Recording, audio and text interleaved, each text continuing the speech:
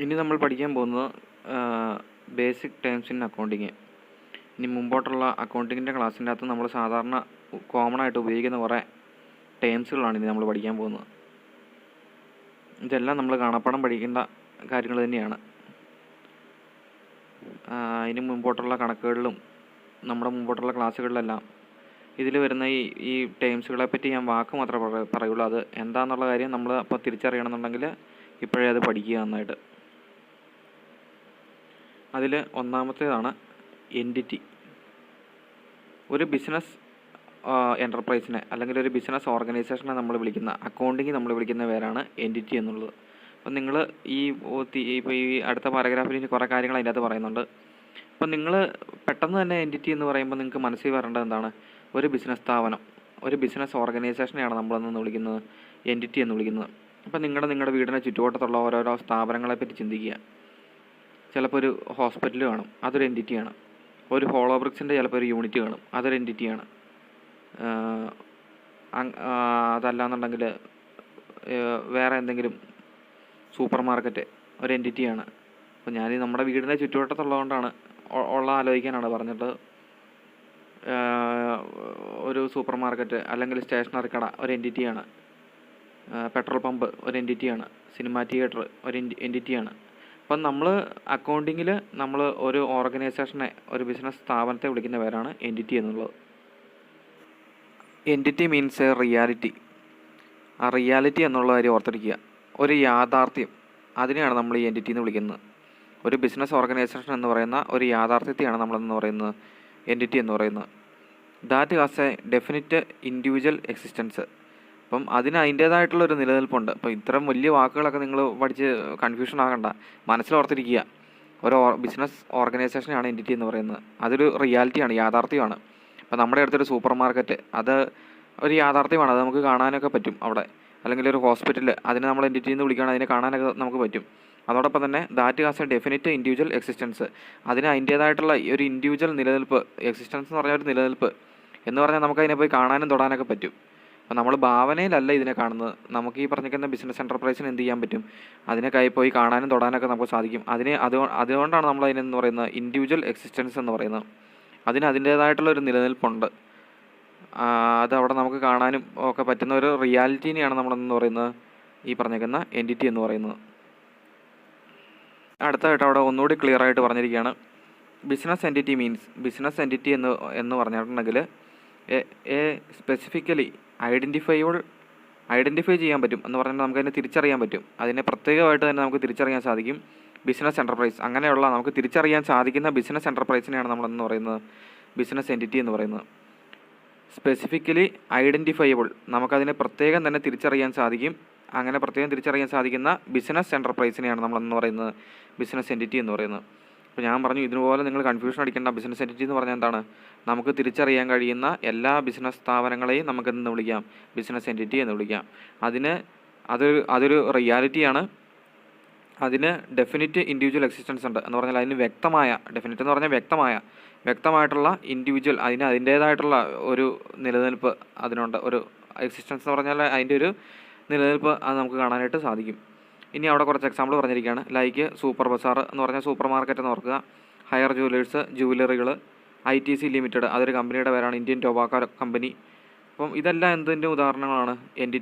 Business എൻറ്റിറ്റിയുടെ ഉദാഹരണങ്ങളാണ്.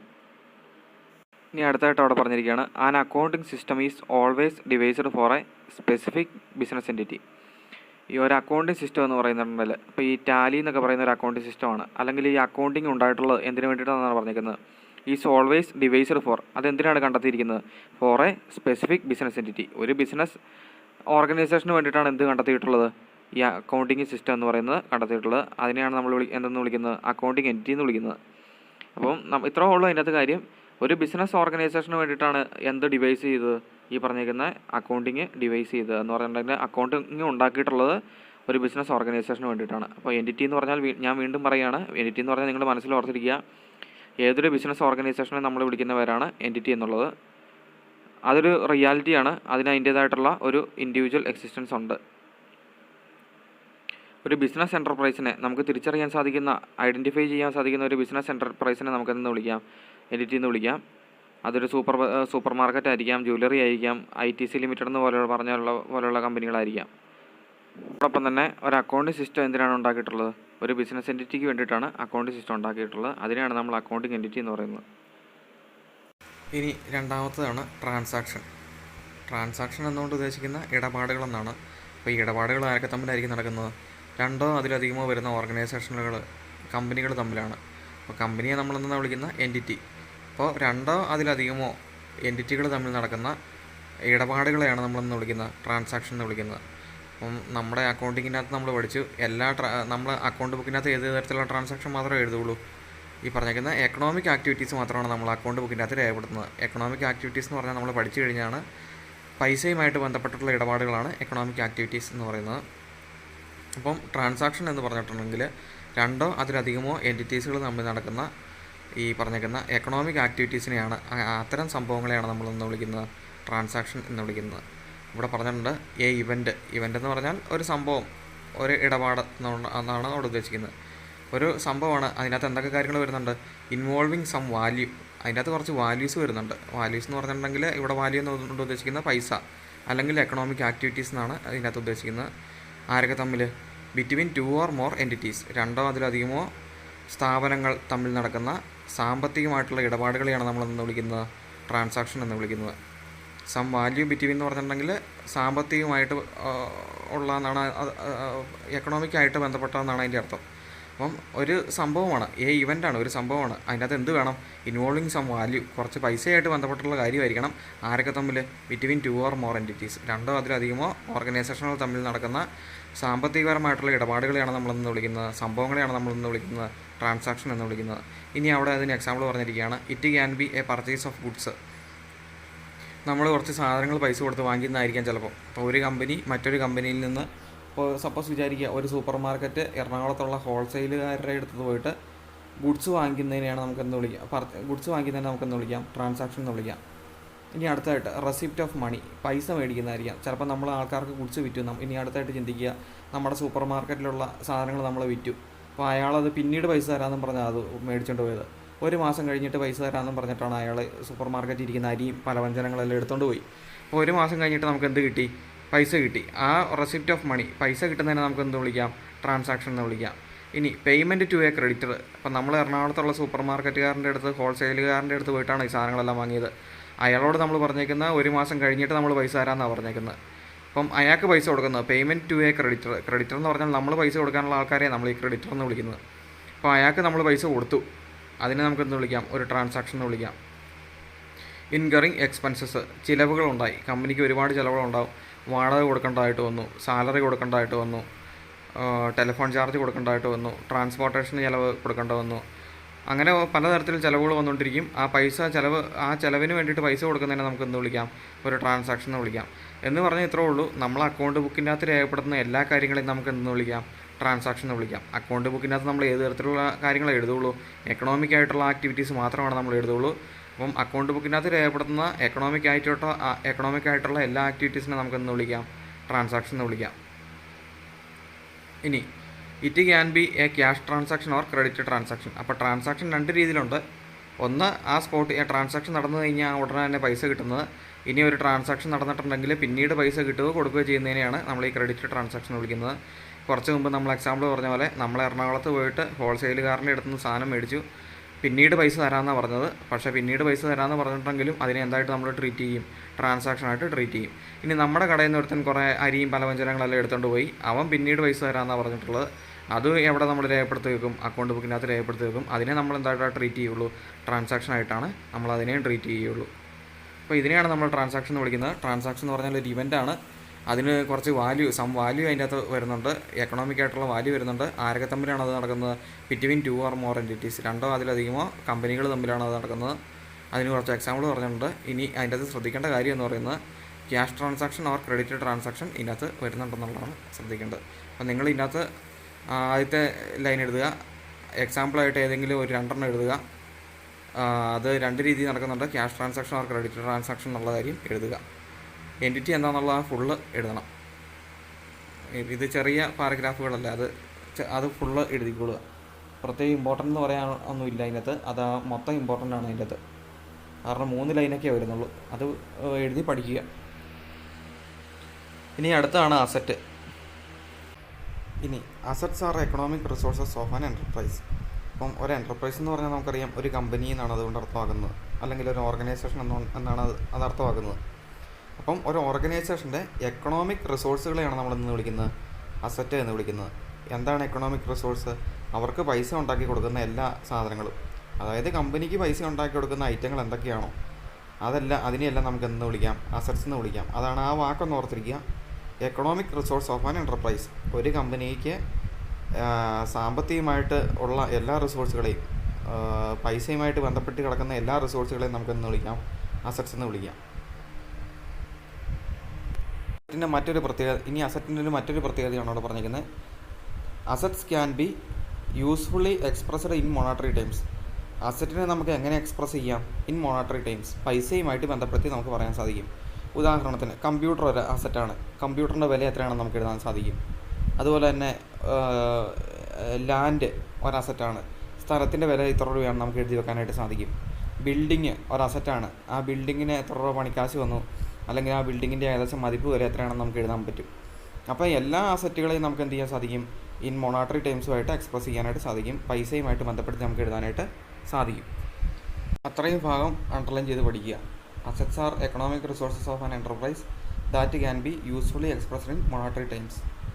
അടുത്തതായിട്ട് അസറ്റിനെ പറ്റി പറഞ്ഞിരിക്കുകയാണ്. Assets R items of value. അതൊന്ന് ഓർത്ത് വെക്കുക. അസറ്റ് എന്ന് പറഞ്ഞാൽ ഐറ്റംസ് ഓഫ് വാല്യൂ ആണ്. കുറച്ച് മൂല്യങ്ങളാണ്, അല്ലെങ്കിൽ കുറച്ച് ഐറ്റംസാണ്. എന്തൊക്കെയാണെന്ന് നമുക്ക് നോക്കാം.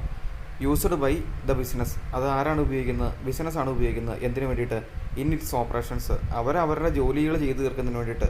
ബിസിനസ്സിന് അതിൻ്റെ ഓപ്പറേഷൻസ്, അവർ ചെയ്യേണ്ട കുറേ കാര്യങ്ങളുണ്ട്. അതിനു വേണ്ടി ഉപയോഗിക്കുന്ന ഐറ്റംസിനെയാണ്, ഐറ്റംസ് ഓഫ് വാല്യൂവിനെയാണ് നമ്മളെന്ന് പറയുന്നത് അസറ്റ് എന്ന് പറയുന്നത്. ബിസിനസ് അവരുടെ ഓപ്പറേഷനായിട്ട് ഉപയോഗിക്കുന്ന ഐറ്റംസ് ഓഫ് വാല്യൂ. ചില ഐറ്റം എന്ന് പറഞ്ഞാൽ അറിയാലോ, ചില സാധനങ്ങൾ അതിന് എന്തുണ്ട്? വാല്യൂ ഉണ്ട്, വിലയുണ്ട്. അതായത് വിറ്റ് കഴിഞ്ഞാൽ പൈസ കിട്ടുന്ന സാധനങ്ങളാണത്. അപ്പോൾ അത്തരത്തിലുള്ള കുറേ ഐറ്റംസിനെ ബിസിനസ് ഉപയോഗിക്കുന്നുണ്ട്. എന്തിനു വേണ്ടിയിട്ടാണ്? For its operation. അവരവരുടെ ജോലികൾക്ക് വേണ്ടിയിട്ട് ഉപയോഗിക്കുന്നുണ്ട്. അതിനെയാണ് നമ്മൾ എന്ന് പറയുന്നത് അസറ്റ് എന്ന് പറയുന്നത്. ഇനി അവിടെ എക്സാമ്പിൾ പറഞ്ഞിട്ടുണ്ട്. Super bazaar owns a fleet of trucks. അപ്പോൾ അവിടെ ഒരു സൂപ്പർ ബസാർ, ഒരു ട്രക്കുകളുടെ ഒരു കൂട്ടം തന്നെ അവരുടെ കയ്യിലുണ്ടെന്ന് പറഞ്ഞിരിക്കുന്നത്. ഒരു ട്രക്കുകളുടെ ഒരു ശേഖരം തന്നെ അവരുടെ കയ്യിലുണ്ട് സൂപ്പർ ബസാറിന്. എന്തിനു വേണ്ടിയിട്ടാണ്? Which is used by it for delivering food stuff. അപ്പോൾ അവർക്ക് അവരുടെ ഭക്ഷ്യവസ്തുക്കളെല്ലാം ആൾക്കാരിലോട്ട് എത്തിക്കുന്നതിന് വേണ്ടിയിട്ട് അവർക്ക് എന്തുണ്ട്? കുറേ ട്രക്കുകളുണ്ട്. അപ്പോൾ ആ ട്രക്ക് എന്ന് പറയുന്നത് എന്താണ്? അസറ്റാണ്. അത് വിറ്റ് കഴിഞ്ഞാൽ പൈസയും കിട്ടും. അതെന്തിനു വേണ്ടിയിട്ട് അവർ ഉപയോഗിക്കുന്നത്? അവരുടെ ബിസിനസ്സിൻ്റെ ഓപ്പറേഷൻസിന് വേണ്ടിയിട്ട്. അവരുടെ ബിസിനസ്സിൻ്റെ ഓപ്പറേഷൻ എന്ന് പറഞ്ഞിട്ടുണ്ടെങ്കിൽ ഫുഡ്, ഈ പറഞ്ഞിരിക്കുന്ന ഭക്ഷ്യവസ്തുക്കൾ, ഫുഡ് സ്റ്റഫ് ആൾക്കാരിൽ എത്തിച്ചു കൊടുക്കുക എന്നുള്ളതാണ് സൂപ്പർ ബസാറിൻ്റെ ബിസിനസ് എന്ന് പറയുന്നത്. അപ്പോൾ അവരതിന് വേണ്ടിയിട്ട് എന്ത് ഉപയോഗിക്കുന്നുണ്ട്? ട്രക്കുകൾ ഉപയോഗിക്കുന്നുണ്ട്. ഒരു ട്രക്കല്ല, ഒരുപാട് ട്രക്കുകൾ ഉപയോഗിക്കുന്നുണ്ട്. അപ്പോൾ അവരുടെ ഒരു എക്കണോമിക് ബെനിഫിറ്റിന് വേണ്ടിയിട്ട്, സാമ്പത്തികമായിട്ടുള്ള ഒരു ലാഭത്തിന് വേണ്ടിയിട്ട് അവരെന്തിനു ഉപയോഗിക്കുകയാണ്? ട്രക്കിനെ ഉപയോഗിക്കുകയാണ്. അതുകൊണ്ട് തന്നെ the truck thus provide economic benefit to the enterprise. അതുകൊണ്ട് തന്നെ അവിടെ പറഞ്ഞിരിക്കുകയാണ്, ഈ ട്രക്കുകൾ എന്ന് പറയുന്നത് ഈ പറഞ്ഞിരിക്കുന്ന എൻ്റർപ്രൈസിന്, ഈ സൂപ്പർ ബസാറിന് എന്ത് കൊടുക്കുന്നുണ്ട്? എക്കണോമിക് ബെനിഫിറ്റ് കൊടുക്കുന്നുണ്ട്, സാമ്പത്തിക ലാഭം കൊടുക്കുന്നുണ്ട്. അതുകൊണ്ട് നമുക്ക് ഈ പറഞ്ഞിരിക്കുന്ന ട്രക്കിനെ എന്തെന്ന് വിളിക്കാം? ഈ ഒരു അസറ്റായിട്ട്, സൂപ്പർ ബസാറിൻ്റെ ഒരു അസറ്റായിട്ട് നമുക്ക് ട്രക്കിനെ കാണാം. ഇനി വേറൊരു എക്സാമ്പിൾ പറയുകയാണെങ്കിൽ, സൂപ്പർ ബസാറിൽ കുറേ കമ്പ്യൂട്ടർ ഇരിപ്പുണ്ട്.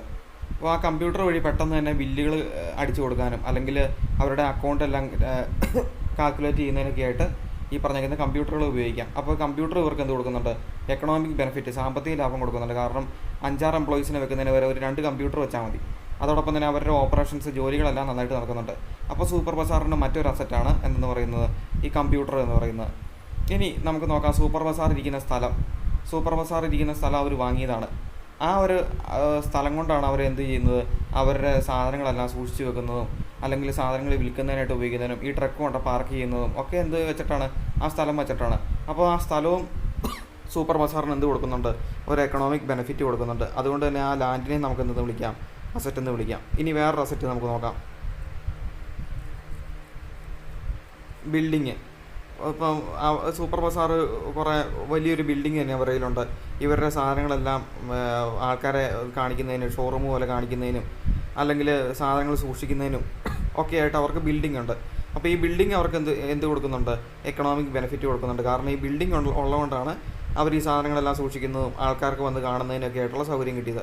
അപ്പോൾ ഈ ബിൽഡിംഗ് ഇവർക്ക് എന്ത് കൊടുക്കുന്നുണ്ട്? ഒരു എക്കണോമിക് ബെനിഫിറ്റ് കൊടുക്കുന്നുണ്ട്.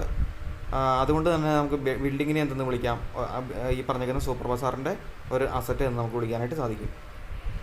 അടുത്ത് this item will be shown on the asset side of balance sheet of super Bazar. അപ്പോൾ അതിനകത്ത് നിങ്ങൾ വലിയ ചൂടുന്ന് ആലോചിക്കേണ്ട, അത് കണക്കിലോട്ട് വരുമ്പോൾ നമുക്ക് കൂടുതൽ മനസ്സിലാവും. തൽക്കാലം ഓർത്തിരിക്കുക, സൂപ്പർ ബസാറിൻ്റെ ഒരു അസറ്റാണ് എന്ന് പറയുന്നത് ഈ പറഞ്ഞേക്കുന്ന ട്രക്ക് എന്ന് പറയുന്നത്. അതാണ് അവിടെ ഉദ്ദേശിച്ചിട്ടുള്ളത്. അപ്പോൾ ബാലൻസ് ഷീറ്റ് എന്നൊക്കെ നമുക്ക് പിന്നെ കുറച്ചുകൂടെ മുമ്പോട്ട് പോകുമ്പോൾ കൃത്യമായിട്ട് പറയും. ഇപ്പോൾ അതിനെപ്പറ്റി ഞാൻ പറയുന്നില്ല.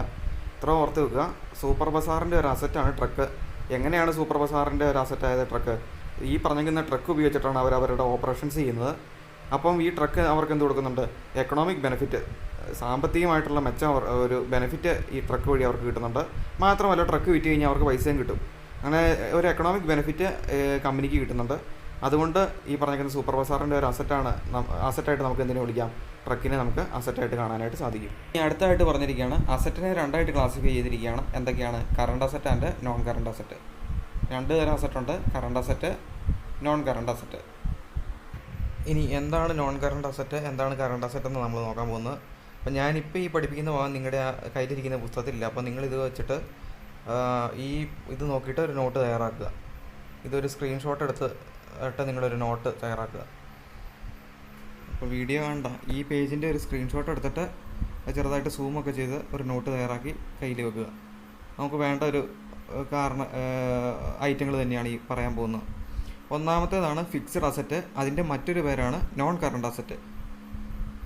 അസറ്റിനെ രണ്ടായിട്ട് തിരിച്ചിട്ടുണ്ട്, നോൺ കറണ്ട് അസറ്റും കറണ്ട് അസറ്റും. അതിനകത്ത് ഒന്നാമത്തേതാണ് ഫിക്സഡ് അസറ്റ്. ഫിക്സഡ് അസറ്റിനെ നമ്മൾ വിളിക്കുന്ന പേരാണ് നോൺ കറണ്ട് അസറ്റ്. ഇനി അതിൻ്റെ തൊട്ടടുത്ത് തന്നെ ഞാൻ വേറൊരു കാര്യം എഴുതിയിട്ടുണ്ട്, മോർ ദാൻ 1 ഇയർ എന്ന് പറഞ്ഞിട്ടുണ്ടെങ്കിൽ ഫിക്സഡ് അസറ്റ് നമ്മൾ ഉപയോഗിക്കുന്നത്, ഒരു കമ്പനി ഒരു ഫിക്സഡ് അസറ്റ് മേടിക്കുകയാണെങ്കിൽ അത് ഉപയോഗിക്കുന്നത് 1 വർഷത്തിന് മേളിലായിരിക്കും. 1 വർഷത്തിന് താഴെ ആയിരിക്കില്ല അത് ഉപയോഗിക്കുന്നത്. 1 വർഷത്തിന് മേലെ ഉപയോഗിക്കുന്നതിന്, 1 വർഷത്തിന് മുകളിൽ ഉപയോഗിക്കുന്നതിന് വേണ്ടിയിട്ട് കമ്പനി വാങ്ങിക്കുന്ന അസറ്റുകളെയാണ് നമ്മൾ ഫിക്സഡ് അസറ്റ് എന്ന് വിളിക്കുന്നത്. അതിനെയാണ് നോൺ കറണ്ട് അസറ്റ് എന്ന് പറയുന്നത്. കറണ്ട് എന്ന് പറഞ്ഞാൽ ആ വാക്കിൻ്റെ അർത്ഥം തന്നെ നമുക്കറിയാം, പെട്ടെന്ന്. അപ്പോൾ നോൺ കറണ്ട് എന്ന് പറഞ്ഞാൽ എന്താണ്? പെട്ടെന്നല്ല, അത് ഒരുപാട് സമയം എടുത്തിട്ടാണത് എന്ന് പറഞ്ഞിട്ടുണ്ടെങ്കിൽ മോർ ദാൻ 1 ഇയർ, 1 വർഷത്തിന് മേലെ നമ്മൾ ഉപയോഗിക്കുന്ന അസറ്റുകളെ നമ്മൾ വിളിക്കുന്ന പേരാണ് ഫിക്സഡ് അസറ്റ്. ഇനി അത് നമുക്കൊന്ന് എക്സ്പ്ലനേഷൻ നോക്കാം. Assets which are acquired for relatively longer period, അതാണ് അവിടെ ശ്രദ്ധിക്കേണ്ട കാര്യം. ലോങ്ങർ പീരീഡ് എന്ന് പറഞ്ഞാൽ എന്താണ്? More than 1 year. അപ്പോൾ അസറ്റ്സ് വിച്ച് ആർ അക്വേർഡ് ചെയ്യുക എന്ന് പറഞ്ഞാൽ മേടിക്കുക, നേടുക. അസറ്റ് മേടിക്കുന്നത് എങ്ങനെയാണ്? For relatively longer period, more than 1 year, 1 വർഷത്തിന് മേളിൽ ഉപയോഗിക്കുന്നതിന് വേണ്ടിയിട്ടാണ് നമ്മൾ അസറ്റ് വാങ്ങിക്കുന്നത്. For carrying on the business are called fixed asset. അപ്പോൾ നമ്മളിവിടെ അസറ്റ് അക്വയർ ചെയ്യുകയാണ്. എന്തിനാണ്? ലോങ്ങർ പീരീഡിലേക്ക് വേണ്ടിയിട്ടാണ് നമ്മൾ അസറ്റ് അക്വയർ ചെയ്യുന്നത്. Four carrying on the business, എന്തിനു വേണ്ടിയിട്ടാണ്? Four carrying on the business കൊണ്ടു നടക്കുന്നതിന് വേണ്ടിയിട്ട്, ബിസിനസ് മുമ്പോട്ട് കൊണ്ടുപോകുന്നതിന് വേണ്ടിയിട്ടാണ് നമ്മൾ ഈ അസറ്റ് വാങ്ങിക്കുന്നത്. ആ അസറ്റ് എത്ര നാളത്തേക്ക് നമ്മൾ വേണ്ടിയിട്ടാണ് വാങ്ങിക്കുന്നത്? ലോങ്ങർ പീരീഡ് എന്ന് പറഞ്ഞാൽ 1 വർഷത്തിന് മേളിൽ ഉപയോഗിക്കുന്നതിന് വേണ്ടിയിട്ടാണ് ഈ അസറ്റ് നമ്മൾ വാങ്ങിയിട്ടുള്ളത്. അതിനെ വിളിക്കുന്ന പേരാണ് ഫിക്സഡ് അസറ്റ്. മനസ്സിലായി എന്ന് വിചാരിക്കുന്നു. Assets which are acquired, asset നമ്മൾ വാങ്ങിക്കുകയാണ്. എന്തിനു വേണ്ടിയിട്ടാണ് വാങ്ങിക്കുന്നത്? ഫോർ റിലേറ്റീവ്ലി ലോങ്ങർ പീരീഡ് എന്ന് പറഞ്ഞാൽ ദീർഘനാളത്തേക്ക് ഉപയോഗിക്കുന്നതിന് വേണ്ടിയിട്ട് ഒരു അസറ്റ് വാങ്ങിക്കുകയാണ്. For carrying on the business are called fixed asset. അപ്പോൾ എന്തിനു വേണ്ടിയിട്ടാണ് അസറ്റ് വാങ്ങിക്കുന്നത്? ഫോർ ക്യാരിയിങ് ദ ബിസിനസ് കൊണ്ടു നടക്കുന്നതിന് വേണ്ടിയിട്ടാണ് നമ്മൾ ഈ പറഞ്ഞിരിക്കുന്ന അസറ്റ് വാങ്ങിക്കുന്നത്. അതിൻ്റെ കാലാവധി എന്ന് പറയുന്നത് 1 വർഷത്തിന് മേലെ നിൽക്കും. അതിനെയാണ് നമ്മളെന്ന് വിളിക്കുന്നത് ഫിക്സഡ് അസറ്റ് എന്ന് വിളിക്കുന്നത്. ഇനി അടുത്തായിട്ട് പറഞ്ഞിരിക്കുകയാണ് ദേ help in the generation of income. ഈ ഫിക്സഡ് അസറ്റ് എന്തിനു വേണ്ടിയിട്ടാണ് ഉപയോഗിക്കുന്നത്? ജനറേഷൻ ഓഫ് ഇൻകം, വരുമാനം ഉണ്ടാക്കുന്നതിന് വേണ്ടിയിട്ടാണ് ഈ ഫിക്സഡ് അസറ്റ് മേടിക്കുന്നത്. And are not meant for resale. അത് എന്തിനും ഉപയോഗിക്കുന്നില്ല? വീണ്ടും വിൽക്കുന്നതിനായിട്ട് അത് ഉപയോഗിക്കുന്നില്ല. പെട്ടെന്ന് തന്നെ വിറ്റ് പൈസ ആക്കുന്നതിനായിട്ട് നമ്മൾ ഉപയോഗിക്കുന്നില്ല. ഒരു ഉദാഹരണത്തിന് നമ്മൾ ആലോചിക്കാം. ഒരു ടെക്സ്റ്റൈൽസ് അതായത് തുണിക്കട. ആ തുണിക്കടയിൽ ഒരു അസറ്റാണ് അവിടെ ഇരിക്കുന്ന കമ്പ്യൂട്ടർ. ആ കമ്പ്യൂട്ടർ നമ്മൾ തുണി വാങ്ങാൻ വരുന്നവർക്ക് അത് വിൽക്കുമോ? ഇല്ല. അത് എന്ത് ചെയ്യും? അതവിടെ ബില്ലടിക്കുന്നതിനും മറ്റു കാര്യങ്ങൾക്കൊക്കെ ആയിട്ട് അതവിടെ വെച്ചുകൊണ്ടിരിക്കും. അപ്പം നമ്മൾ അവിടെ തുണി മേടിക്കാൻ വരുന്നവർക്ക് എന്ത് സാധനം നമ്മൾ കൊടുക്കുള്ളൂ? അവിടെയുള്ള പാൻറ്, ഷർട്ട്, ചുരിദാർ, സാരി, ഇതൊക്കെയാണ് നമ്മളവിടെ കൊടുക്കുന്നത്. പക്ഷേ അവിടെ ഒരു കമ്പ്യൂട്ടർ ഇരിപ്പുണ്ട്. ആ കമ്പ്യൂട്ടർ നമ്മൾ തുണി വാങ്ങാൻ വരുന്നവരോട് ഇത് നല്ല കമ്പ്യൂട്ടറാണ്, ഇത് കൊണ്ടുവരുന്ന വളരെ മനോഹരമാണെന്ന് പറഞ്ഞാൽ നമ്മൾ വിൽക്കില്ല. പകരം എന്താണ് നമ്മൾ കൊടുക്കുന്നത്? ഈ പറഞ്ഞ സാരിയും സംഭവങ്ങളൊക്കെയാണ് നമ്മൾ കൊടുക്കുന്നത്. അപ്പം നമ്മൾ ഈ ഫിക്സഡ് അസറ്റ്, കമ്പ്യൂട്ടർ എന്ന് പറഞ്ഞാൽ ഫിക്സഡ് അസറ്റാണ്. 1 വർഷത്തേക്ക് മേളിൽ വേണ്ടിയിട്ടായിരിക്കും നമ്മളത് ചിലപ്പോൾ മേടിച്ച് വെച്ചേക്കുന്നത് അവിടെ. അപ്പോൾ അങ്ങനെയുള്ള ഒരു സാധനം അതെന്തിനു വേണ്ടിയിട്ടാണ് ഉപയോഗിക്കുന്നത്? ജനറേഷൻ ഓഫ് ഇൻകം, പെട്ടെന്ന് തന്നെ ആൾക്കാർക്ക് ബില്ലടിച്ച് കൊടുക്കുന്നതിനും ഇനി എത്ര സ്റ്റോക്ക് ഉണ്ടെന്ന് അറിയുന്നതിനും എത്ര രൂപയുടെ സാധനം നമ്മുടെ കടയിലുണ്ടെന്നൊക്കെ അറിയുന്നതിന് വേണ്ടിയിട്ടാണ് നമ്മൾ ഈ സാധനം വെച്ചേക്കുന്നത്. അപ്പോൾ അതുവഴി നമ്മളെന്ത് റൺ ചെയ്യുകയാണ്? ബിസിനസ് റൺ ചെയ്യുകയാണ്. അപ്പം അവിടെ എന്താണ് സംഭവിച്ചിരിക്കുന്നത്? ജനറേഷൻ ഓഫ് ഇൻകം ആണ് and not meant for resale. അത് വീണ്ടും വിൽക്കുന്നതിനെ പറ്റി നമ്മളത് ചിന്തിക്കുന്നില്ല. ഇനി അവിടെ പറഞ്ഞിരിക്കുകയാണ് the examples of such assets are, ഏതെങ്കിലും ഒരു 2-3 എണ്ണം ഓർത്തിരിക്കുക. ലാൻഡ് ആൻഡ് ബിൽഡിങ്, സ്ഥലവും ബിൽഡിങ്ങും. നമ്മൾ ഒരു കട തുടങ്ങുന്നതിന് വേണ്ടി സ്ഥലവും ബിൽഡിങ്ങും മേടിച്ചു. വീണ്ടും ഉദാഹരണമായിട്ട് ആ ടെക്സ്റ്റൈൽസ് തന്നെ, തുണിക്കട തന്നെ നമുക്ക് എടുക്കാം.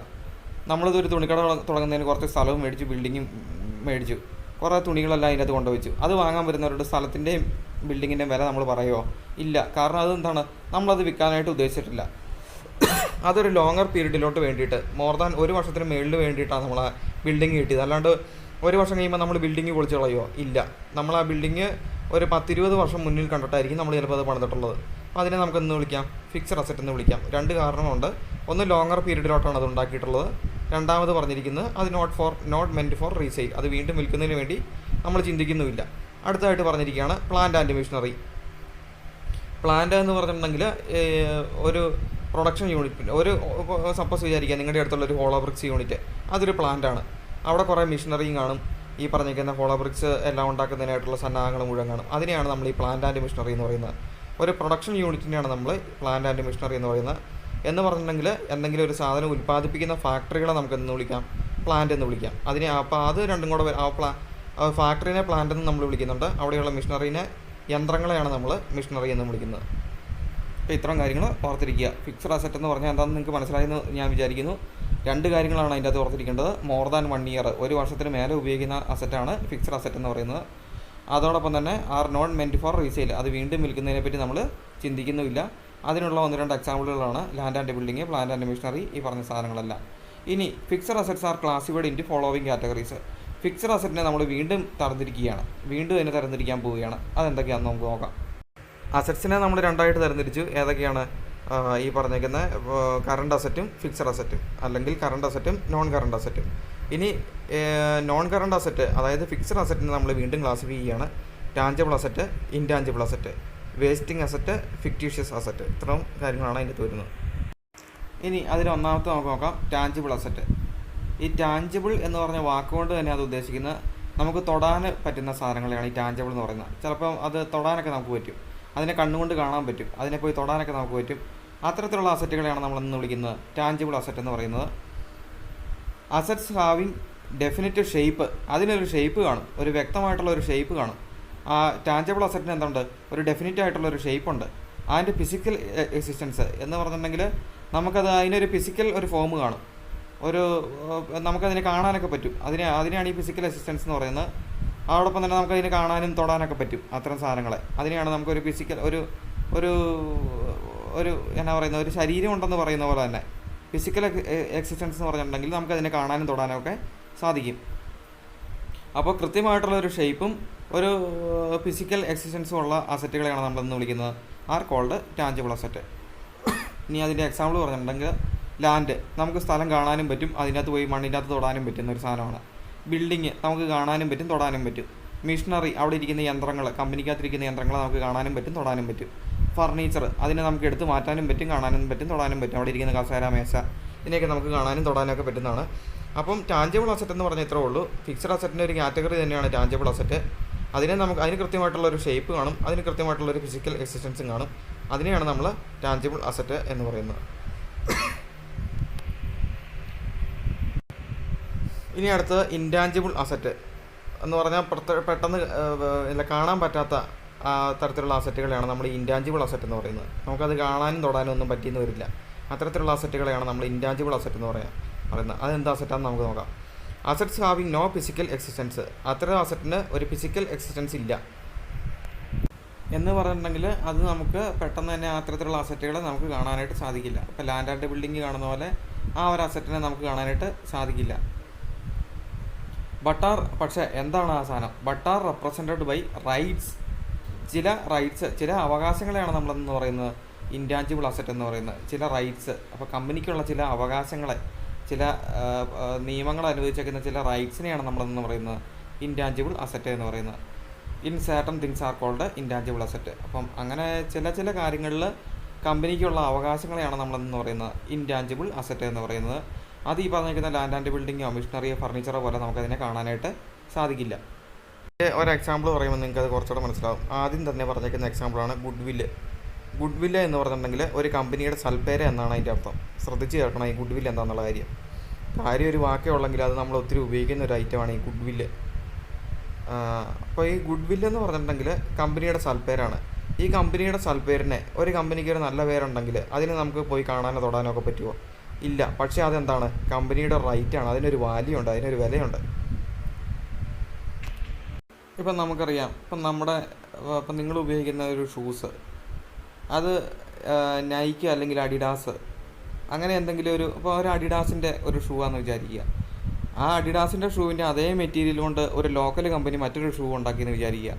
പക്ഷേ ആ ലോക്കൽ കമ്പനിയുടെ ഷൂവിനേക്കാളും കൂടുതൽ നല്ലൊരു എമൗണ്ടിൻ്റെ വ്യത്യാസം ഈ അഡിഡാസിൻ്റെ ഷൂവിന് വരും. എന്തുകൊണ്ടാണ്? ആ കമ്പനിക്ക് ഒരു സൽപ്പേരുണ്ട്. അഡിഡാസ് എന്ന് പറയുന്ന ഒരു കമ്പനി അതൊരു നല്ലൊരു കമ്പനിയാണ്. അത് നല്ല ക്വാളിറ്റിയുള്ള ഗുഡ്സ് ആൻഡ് സർവീസേ കൊടുക്കൂടെന്ന് എല്ലാവർക്കും അറിയാവുന്നതുകൊണ്ട് നമ്മളെന്ത് ചെയ്യാണ്? കുറച്ച് പൈസ കൂടുതൽ കൊടുത്താലും ചിലപ്പം ആ ഒരു സാധനം മേടിക്കും. ആ കുറച്ച് പൈസ കൂടുതൽ കൊടുക്കുന്നത് എന്തിനു വേണ്ടിയിട്ടാണ്? മെറ്റീരിയലിനോ ഒന്നുമല്ല, ആ കമ്പനിയുടെ സൽപ്പേരിനാണ് നമ്മൾ ആ പൈസ കൊടുക്കുന്നത്. അപ്പോൾ ആ ഒരു സൽപ്പേരിനെ ആണ് നമ്മളെന്ന് പറയുന്നത് ഗുഡ് വില്ല് എന്ന് പറയുന്നത്. അതൊരു ഇൻറ്റാഞ്ചിബിൾ അസറ്റാണ്. ആ ഗുഡ് വില്ലിനെ നമുക്ക് കാണാൻ സാധിക്കില്ല.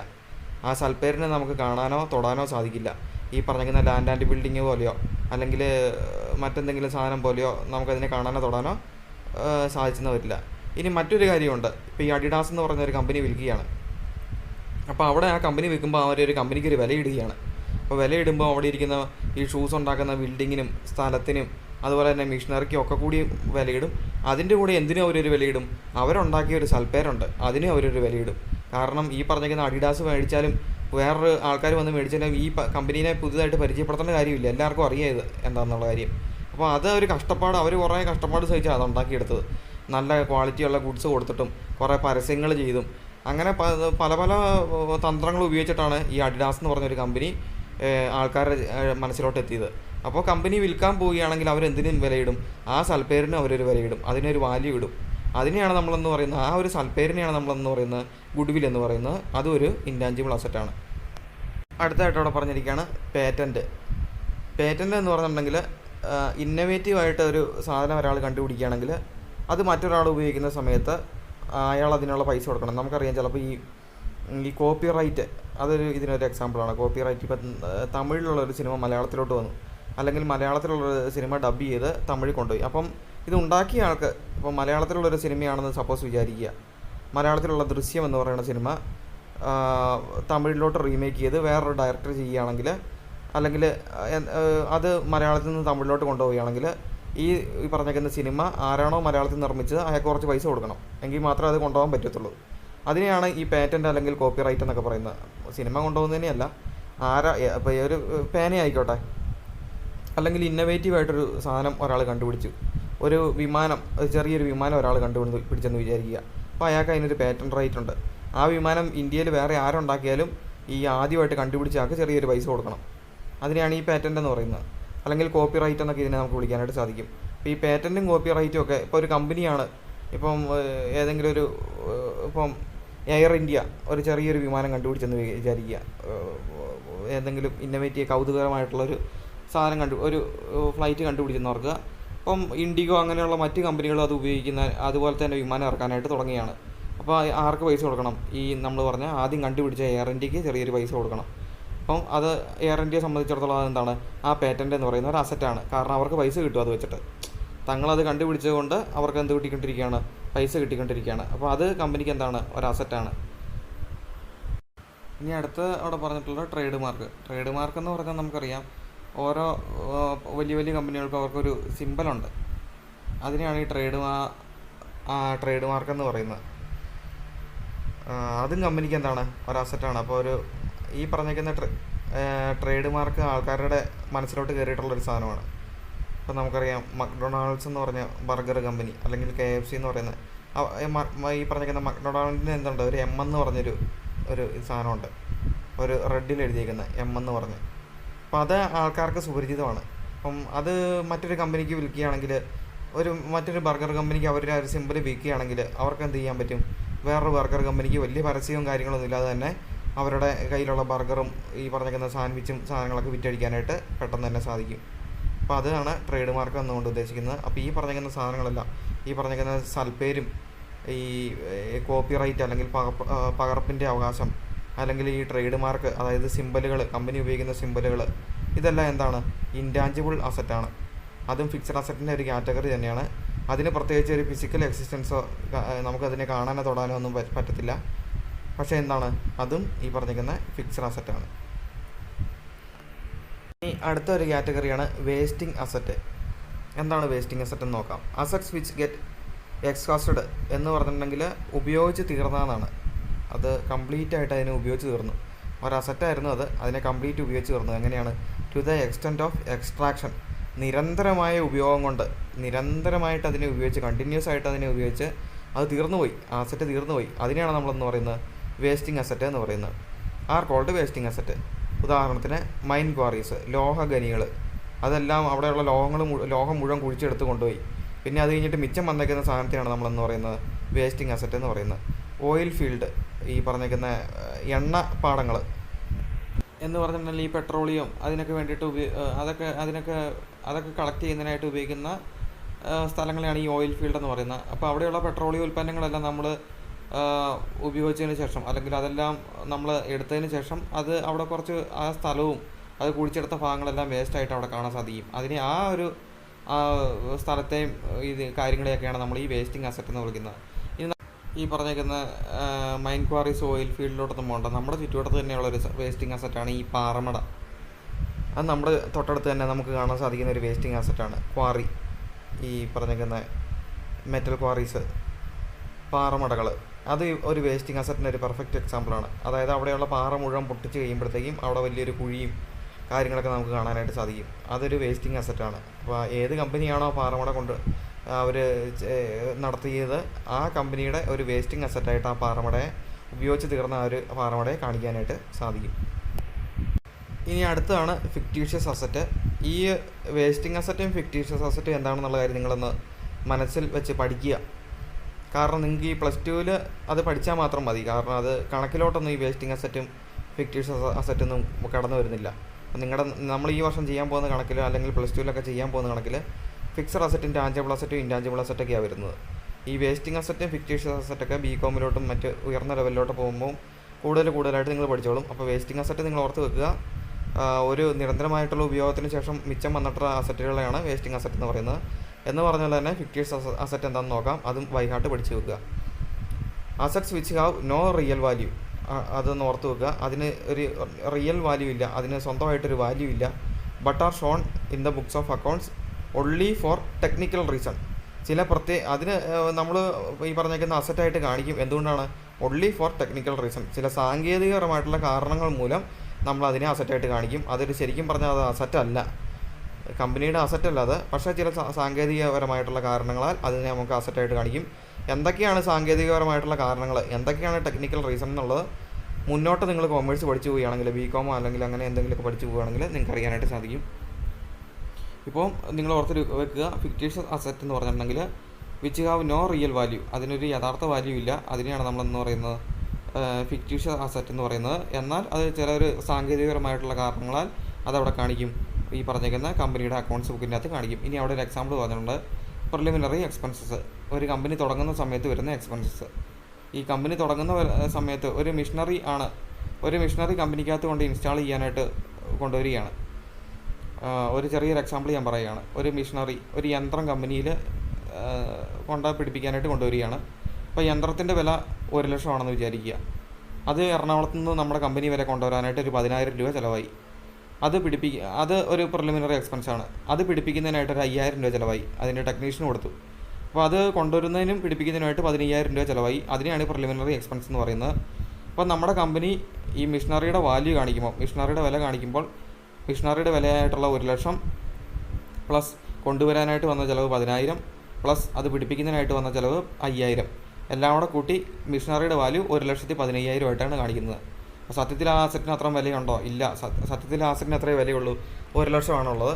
പക്ഷേ ചില ടെക്നിക്കൽ റീസൺസ് കൊണ്ട് അത് പ്രിലിമിനറി എക്സ്പെൻസ് ആയതുകൊണ്ട് നമ്മൾ എന്തോടെ കാണിക്കുന്നുണ്ട്, അത് നമ്മുടെ കമ്പനിയുടെ അസറ്റിൻ്റെ കൂടെ ആ വാല്യൂടെ നമ്മൾ ആഡ് ചെയ്ത് കാണിക്കുന്നുണ്ട്. അപ്പോൾ ഫിക്റ്റീഷ്യസ് അസറ്റ് എന്ന് പറഞ്ഞാൽ ഇത്രേ ഉള്ളൂ, ഹാവ് നോ റിയൽ വാല്യൂ, അതിനൊരു യഥാർത്ഥ വാല്യൂ ഇല്ല, അതിന് കൃത്യമായിട്ടുള്ളൊരു വാല്യൂ ഇല്ല. പക്ഷേ നമ്മൾ എന്ത് ചെയ്യാണ്, അക്കൗണ്ട് ബുക്കിനകത്ത് അതിനെ നമ്മൾ കാണിക്കുകയാണ്. ചില പ്രത്യേക കാരണങ്ങൾ, ടെക്നിക്കൽ റീസൺസ് മൂലം അതിനെ നമ്മൾ കാണിക്കുകയാണ്. ആ ഒരു എക്സാമ്പിൾ ഓർത്ത് വെക്കുക, പ്രിലിമിനറി എക്സ്പെൻസസ്. ഇനി രണ്ടാമത്തെ തരത്തിലുള്ള അസറ്റാണ് കറണ്ട് അസറ്റ്. അപ്പോൾ അസറ്റിനെ രണ്ടായിട്ടാണ് തിരിക്കുന്നത്, ഒന്ന് കറണ്ട് അസറ്റും രണ്ടാമത്തെ നോൺ കറണ്ട് അസറ്റും. നോൺ കറണ്ട് അസറ്റിൻ്റെ മറ്റൊരു പേരാണ് ഫിക്സഡ് അസറ്റ് എന്ന് പറയുന്നത്. അപ്പോൾ നോൺ കറണ്ട് അസറ്റ് എന്താണ്, മോർ ദാൻ 1 ഇയർ ആണ്, ഒരു വർഷത്തിന് മേലെ നമ്മുടെ കൈവശം വെക്കുന്ന അസറ്റുകളെയാണ് നമ്മൾ ഫിക്സഡ് അസറ്റ് അല്ലെങ്കിൽ നോൺ കറണ്ട് അസറ്റ് എന്ന് പറയുന്നത്. അപ്പോൾ കറണ്ട് അസറ്റ് എന്തായിരിക്കും, ലെസ് ദാൻ 1 ഇയർ, ഒരു വർഷത്തിൽ താഴെ നമ്മൾ ഉപയോഗിക്കുന്ന അസറ്റുകളെയാണ് നമ്മളെന്ന് പറയുന്നത് കറണ്ട് അസറ്റ് എന്ന് പറയുന്നത്. കറണ്ട് എന്ന് പറഞ്ഞാൽ പെട്ടെന്ന് തന്നെ വിറ്റ് പൈസയാക്കുന്ന അസറ്റുകളെയാണ് നമ്മളെന്ന് പറയുന്നത് കറണ്ട് അസറ്റ് എന്ന് പറയുന്നത്. ലെസ് ദാൻ 1 ഇയർ എന്നുള്ള കാര്യം ബ്രാക്കറ്റിൽ എഴുതി വെക്കുക. Assets which are held for A short period. അപ്പോൾ ചില തരത്തിലുള്ള അസറ്റ് നമ്മൾ ഹെൽഡ് ചെയ്യുകയാണ്, സൂക്ഷിക്കുകയാണ്, എത്ര നാളത്തേക്കാണ്, ഫോർ എ ഷോർട്ട് പീരീഡ് എന്ന് പറഞ്ഞിട്ടുണ്ടെങ്കിൽ ഒരു വർഷത്തിൽ താഴെ, ആർ കോൾഡ് കറണ്ട് അസറ്റ്. അതിനെ നമ്മളെന്ന് വിളിക്കുന്നത് കറണ്ട് അസറ്റ് എന്ന് വിളിക്കുന്നത്. അത് നമ്മൾ ഒരു വർഷത്തിൽ താഴെയാണ് കൈവശം വെക്കുകയുള്ളൂ. These are assets acquired with the intention of converting into cash. അപ്പോൾ ഈ ഒരു അസറ്റ്സ്, ഈ കറണ്ട് അസറ്റ് നമ്മൾ എന്തിനാണ് അക്വയർ ചെയ്യുന്നത്, നേടുന്നത്. അക്വയർ ചെയ്യുക എന്ന് പറഞ്ഞാൽ നേടുക, വിത്ത് ദ ഇൻറ്റൻഷൻ, അവിടെ ഒരു ഉദ്ദേശമുണ്ട് അത് മേടിക്കുന്നതിന്, of converting them into cash. അതൊന്ന് ഓർത്ത് വെക്കുക, അതിനെ പെട്ടെന്ന് തന്നെ പൈസ ആക്കുന്നതിന് വേണ്ടിയിട്ടാണ് നമ്മൾ ഈ കറണ്ട് അസറ്റ് മേടിക്കുന്നത്. Or consuming during the normal operating cycle of the business. അതല്ലാന്നുണ്ടെങ്കിൽ ഒരു വർഷം അതിനെയാണ് ഒരു normal operating cycle of business എന്ന് പറയുന്നത്. ഒരു ബിസിനസ്സിൻ്റെ നോർമലായിട്ടുള്ള ഒരു സൈക്കിൾ, ഒന്ന് കറങ്ങി വരുന്ന സൈക്കിൾ എന്ന് പറഞ്ഞാൽ അറിയാമല്ലോ, ഒന്ന് റൗണ്ട് എടുത്ത് വരുന്നതിനെയാണ് നോർമൽ ഓപ്പറേറ്റിംഗ് സൈക്കിൾ എന്ന് പറയുന്നത്. അത് എത്ര നാളാണ്, 12 മാസമാണ്, ഒരു വർഷമാണ്. അപ്പോൾ ആ ഒരു വർഷത്തിനുള്ളിൽ നമ്മൾ ഉപയോഗിച്ച് തീർക്കുന്ന അസറ്റിനെ നമുക്കെന്ന് വിളിക്കാം, കറണ്ട് അസറ്റ് എന്ന് വിളിക്കാം. രണ്ട് കാര്യങ്ങൾ അവിടെ പറഞ്ഞേക്കുന്നത്, ഒരു വർഷത്തിൽ താഴെയാണ് നമ്മൾ ഉപയോഗിക്കുന്നത്, ആ ഒരു വർഷത്തിനുള്ളിൽ തന്നെ നമ്മൾ അതിനെ എന്താക്കി മാറ്റും, പൈസയാക്കി മാറ്റും. അതല്ലാന്നുണ്ടെങ്കിലോ ആ ഒരു വർഷത്തിനുള്ളിൽ നമ്മളതിനെ ഉപയോഗിച്ച് തീർക്കും. ഈ രണ്ട് തരത്തിലുള്ള അസറ്റിനെയാണ് നമ്മൾ ഈ പറഞ്ഞേക്കുന്ന കറണ്ട് അസറ്റ് എന്ന് പറയുന്നത്. ഇനി അടുത്തായിട്ട് അവിടെ പറഞ്ഞിരിക്കുകയാണ്, normal operating cycle of A business is taken as 1 year. ഒരു ബിസിനസ്സിൻ്റെ നോർമൽ ഓപ്പറേറ്റിംഗ് സൈക്കിൾ എന്ന് പറയുന്നത് 1 ഇയർ ആണ്, ഒരു വർഷമാണ്. Normal operating cycle of A business എന്ന് പറഞ്ഞാൽ എത്രയാണ്, 1 ഇയർ, ഒരു വർഷമാണ് ഒരു ബിസിനസ്സിൻ്റെ നോർമൽ ഓപ്പറേറ്റിംഗ് സൈക്കിൾ എന്ന് പറയുന്നത്. ഇനി the examples of such assets R cash. ഒന്നാമത്തെ ആണ് ക്യാഷ് എന്ന് പറയുന്ന ഒരു കറണ്ട് അസറ്റാണ്. ഇൻവെൻട്രി എന്ന് പറഞ്ഞിട്ടുണ്ടെങ്കിൽ സ്റ്റോക്ക്. അപ്പോൾ നമ്മുടെ കടയിലിരിക്കുന്ന സ്റ്റോക്കുകൾ എന്ത് ചെയ്യും, നമ്മൾ ഒരു വർഷം കൊണ്ട് തന്നെ വിറ്റഴിക്കാൻ നോക്കും. അപ്പോൾ ആ സ്റ്റോക്ക് എന്താണ്, കറണ്ട് അസറ്റാണ്. നമ്മൾ സാധനങ്ങൾ മേടിച്ച് വെക്കുന്നത്, ഇപ്പോൾ ഒരു ചെരുപ്പ് കടയാന്ന് വിചാരിക്കുക, അവിടെ കുറേ ചെരുപ്പ് മേടിച്ച് വെച്ചു, അത് ഒരു വർഷത്തിനുള്ളിൽ വിറ്റഴിക്കുന്നതിന് വേണ്ടിയിട്ടാണ് നമ്മളത് മേടിച്ച് വെക്കുന്നത്. അപ്പോൾ അത് സ്റ്റോക്ക് എന്ത് വരും, കറണ്ട് അസറ്റിനകത്ത് വരും. അവിടെ സ്റ്റോക്ക് 2-3 പറഞ്ഞിരിക്കുകയാണ്. സ്റ്റോക്ക് ഓഫ് റോ മെറ്റീരിയൽ എന്ന് പറഞ്ഞാൽ ഒരു സാധനം ഉൽപ്പാദിപ്പിക്കുന്നതിന് വേണ്ടിയിട്ട് മേടിച്ച് വെക്കുന്ന മറ്റൊരു സാധനമാണ്. അപ്പോൾ ഒരു ചെരുപ്പ് ഉണ്ടാക്കുന്ന ഫാക്ടറിയാണെന്ന് വിചാരിക്കുക. അപ്പോൾ ചെരുപ്പ് ഉണ്ടാക്കുന്നതിന് വേണ്ടിയിട്ട് നമ്മൾ റബ്ബറിൻ്റെ കുറേ സാധനങ്ങൾ നമ്മൾ അവിടെ കളക്ട് ചെയ്ത് വെക്കും, അതാണ് റോ മെറ്റീരിയൽ എന്ന് പറയുന്നത്. അപ്പോൾ ആ റബ്ബറിൻ്റെ ഉൽപ്പന്നങ്ങളുടെ ഒരു കളക്ഷൻ നമ്മുടെ കാണും, അത് കറണ്ട് അസറ്റാണ്. ഒരു വർഷത്തിൽ തന്നെ നമ്മൾ എന്താക്കി മാറ്റും, ചെരുപ്പാക്കി മാറ്റി അതിനെ വിറ്റഴിക്കാനായിട്ട് ശ്രമിക്കും. ഇനി വർക്ക് ഇൻ പ്രോഗ്രസ് എന്ന് പറഞ്ഞാൽ ചെരുപ്പിൻ്റെ പകുതി നമ്മൾ നിർമ്മിച്ചു, ഇനി അതിൻ്റെ ആ കുറച്ച് സ്റ്റിക്കറും കാര്യങ്ങളൊക്കെ ഒട്ടിച്ചാൽ മതി, അപ്പോൾ അതിൻ്റെ പകുതി പണി തീർന്നു, അതിനെയാണ് നമ്മളെന്ന് പറയുന്നത് വർക്ക് ഇൻ പ്രോഗ്രസ് എന്ന് പറയുന്നത്. അപ്പോൾ വർക്ക് ഇൻ പ്രോഗ്രസ് ആയിട്ടിരിക്കുന്ന സ്റ്റോക്ക് നമ്മൾ എന്ത് ചെയ്യും, ഒരു വർഷം കൊണ്ട് തന്നെ അതിൻ്റെ പണി തീർത്ത് വിറ്റഴിക്കാനായിട്ട് ശ്രമിക്കും. ഫിനിഷ്ഡ് ഗുഡ്സ് എന്ന് പറഞ്ഞാൽ എന്താണ്, പണിയെല്ലാം തീർന്നു, ചെരുപ്പ് അതിൻ്റെ സ്റ്റിക്കറും കളറും എല്ലാം കൊടുത്ത് നമ്മൾ റെഡിയാക്കി കടയിൽ കൊണ്ട് വെച്ചു, അതിനെയാണ് ഫിനിഷ്ഡ് ഗുഡ്സ് എന്ന് പറയുന്നത്. ഇനി കടയിൽ കൊണ്ട് വെച്ചാൽ മതിയോ, പോരാ, അത് ഒരു വർഷത്തിനുള്ളിൽ നമ്മൾ എന്ത് ചെയ്യണം, വിറ്റഴിക്കണം. അത് അപ്പോൾ ഫിനിഷ്ഡ് ഗുഡ്സ് എന്ത് തന്നെയാണ്, കറണ്ട് അസറ്റാണ്. അപ്പോൾ റോ മെറ്റീരിയലിൻ്റെ സ്റ്റോക്ക് കറണ്ട് അസറ്റാണ്, വർക്ക് ഇൻ പ്രോഗ്രസിൻ്റെ സ്റ്റോക്ക് കറണ്ട് അസറ്റാണ്, ഫിനിഷ്ഡ് ഗുഡ്സിൻ്റെ സ്റ്റോക്ക് എന്താണ്, കറണ്ട് അസറ്റാണ്. റോ മെറ്റീരിയൽ എന്ന് പറഞ്ഞാൽ ഞാൻ പറഞ്ഞു ചെരുപ്പ് ഉണ്ടാക്കുന്നതിനായിട്ട് മേടിച്ച് വെക്കുന്ന സാധനങ്ങൾ എന്ന് പറഞ്ഞ പോലെ തന്നെ ഒരു ഉൽപ്പന്നം ഉൽപ്പാദിപ്പിക്കുന്നതിനായിട്ട്, ഒരു പ്രോഡക്റ്റ് ഉണ്ടാക്കുന്നതിനായിട്ട് മേടിക്കുന്ന മറ്റ് പ്രോഡക്റ്റുകളെയാണ് നമ്മൾ റോ മെറ്റീരിയൽ എന്ന് വിളിക്കുന്നത്. വർക്ക് ഇൻ പ്രോഗ്രസ് എന്ന് പറഞ്ഞാൽ നമ്മൾ എന്ത് പ്രോഡക്റ്റാണ് ഉൽപ്പാദിപ്പിക്കാൻ പോകുന്നത്, അതിൻ്റെ അത് ഉൽപ്പാദിപ്പിക്കുന്നതിന് വേണ്ടിയിട്ട് നടക്കുന്ന ജോലികൾ, അതിൻ്റെ ആ ഒരു പകുതി ഉൽപ്പാദിപ്പിച്ച ഒരു സമയത്തെ വിളിക്കുന്നവരാണ് വർക്ക് ഇൻ പ്രോഗ്രസ് എന്ന് പറയുന്നത്. ഫിനിഷ്ഡ് ഗുഡ്സ് എന്ന് പറഞ്ഞിട്ടുണ്ടെങ്കിൽ അതിൻ്റെ ജോലി തീർന്നു, ആ പ്രോഡക്റ്റ് വിപണിയിലോട്ട് എത്തി, അതിനെയാണ് നമ്മൾ ഫിനിഷ്ഡ് ഗുഡ്സ് എന്ന് പറയുന്നത്. അപ്പം ഈ 3 എന്ത് തന്നെയാണ്, കറണ്ട് അസറ്റാണ്. അപ്പോൾ ക്യാഷ് കറണ്ട് അസറ്റാണ്, സ്റ്റോക്ക് കറണ്ട് അസറ്റാണ്. ഇനി അടുത്തത് ഡെപ്റ്റേഴ്സ് എന്ന് പറഞ്ഞിട്ടുണ്ടെങ്കിൽ നമുക്ക് പൈസ കിട്ടാനുള്ളവർ. അപ്പോൾ നമ്മൾ കുറച്ച് സാധനങ്ങളെല്ലാം പിന്നെ ഡെപ്റ്റേഴ്സ് എന്ന് പറഞ്ഞാലും തൊട്ടടുത്ത് തന്നെ ബിൽസ് റിസീവബിൾ എന്ന് പറഞ്ഞാലും ഒരു അർത്ഥം തന്നെയാണ് അതിന് വരുന്നത്. രണ്ടും പൈസ കിട്ടാനുള്ളതാണ്. നമ്മൾ സാധനം നമ്മൾ വിറ്റു, നമ്മൾ ഈ പറഞ്ഞേക്കുന്ന നമ്മുടെ കടയിലിരിക്കുന്ന, ഇപ്പോൾ ഞാൻ പറഞ്ഞ പോലെ തന്നെ ഇപ്പോൾ ഒരു നമ്മൾ ഈ പറഞ്ഞേക്കുന്ന ഫ്രിഡ്ജും ടി വി എല്ലാം വിൽക്കുന്ന കടയാണെന്ന് വിചാരിക്കുക. അപ്പോൾ നമ്മളൊരു ഫ്രിഡ്ജും ഒരു ടി വിയും ഒരുത്തിന് വിറ്റു. അപ്പോൾ നമ്മുടെ പരിചയക്കാരനൊക്കെ ആയതുകൊണ്ട് പുള്ളി പറഞ്ഞു, എടാ ഞാൻ 2 മാസം കഴിഞ്ഞ് പൈസ തന്നേക്കാമെന്നും പറഞ്ഞ് പുള്ളി പോയി. പുള്ളിയായിട്ട് നമ്മളൊരു എഗ്രിമെൻ്റ് ഒക്കെ വെച്ചിട്ടുണ്ട്. അപ്പം അതിനെയാണ് ഈ ബില്ലെന്ന് പറയുന്നത്. അത് നമ്മൾ കൂടുതൽ ഡീറ്റെയിൽ ഒരു ചാപ്റ്ററായിട്ട് പഠിക്കുന്നുണ്ട്. തൽക്കാലം വിചാരിക്കുക ഡെപ്റ്റേഴ്സ് എന്ന് പറഞ്ഞാലും ബിൽസ് റിസീവബിൾ എന്ന് പറഞ്ഞാലും നമുക്ക് പൈസ തരാനുള്ള ആൾക്കാരാണ്. അപ്പോൾ അവരുടെ കയ്യിൽ നിന്ന് തന്നെ നമ്മൾ പൈസ മേടിക്കണം.